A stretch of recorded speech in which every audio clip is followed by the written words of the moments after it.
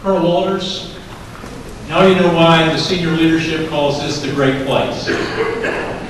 You also need to take back to the people at the Pentagon in Washington, D.C., the fact that the quarterback of the Washington Redskins was raised in this community. Robert Griffin graduated from Copperscove High School and got his Heisman playing football for Baylor University, some 60 miles away. There may be a tendency on the part of some of us in the community who want to speak tonight to tell you how much we love the soldiers, how much we support the soldiers, but I know you're not here to listen to that. What I want to tell you is that the city of Killeen is committed to continue to be on a plan with our comprehensive plan for housing and such, where an E4 can afford to buy a house in Killeen, Texas.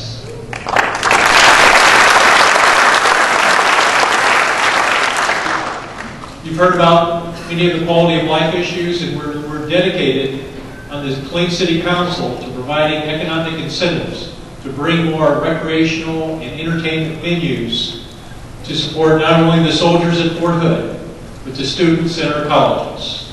And we promised you a commitment to continue to try to do that. One of the things that happened recently as a part of sequestration was that the funding for tuition assistance was cut off to our soldiers.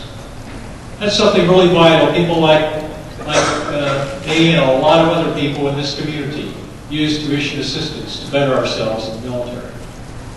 Well, our board here at Central Texas College had an emergency meeting and voted for $5 million in tuition grants to pick up the slack so that soldiers not here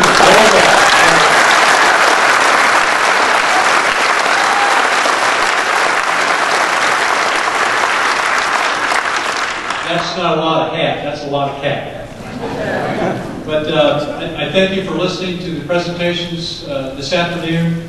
It really, I think, brings home the fact that we can support not only the soldiers who are assigned here, but many more if that's what the Army wants. Thank you for your attention. The metropolitan areas do a great job as friends of Fort Hood. That's undeniable. Sir, what I'd like to make sure that you know tonight is that the friends that Fort has around the training area is absolutely unmatched. And when we hear the sounds of big guns, whether that's artillery or armor or anything else, in fact, we hear the sounds of freedom. 80% of Fort Hood training area is in Coryell County. 75,000, I represent 75,000 folks, 90% of which live within 5 miles of the training area. I can absolutely assure you, contrary to what Army history may show, that back in the 70s there were folks that came here with Senator Tower to negotiate perhaps some challenges, or even a decade ago when the Army compatibility use buffer was first really actively discussed. I can absolutely assure you that was then and this is now. 99.9% of those 75,000 people that live within 5 miles of the training area, many that live right on the border of the training area, are 100% behind making sure that our nation's greatest treasure, Fort Hood, is in fact protected from a training and a readiness standpoint.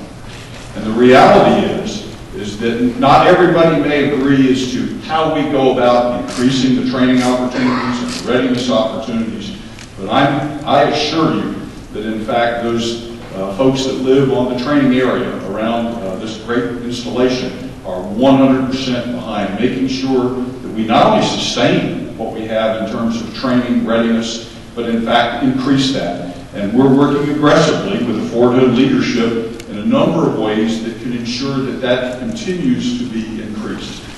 I can tell you that, and Mr. Shine kind of opened the door here, so I'm going to lay one on the table here.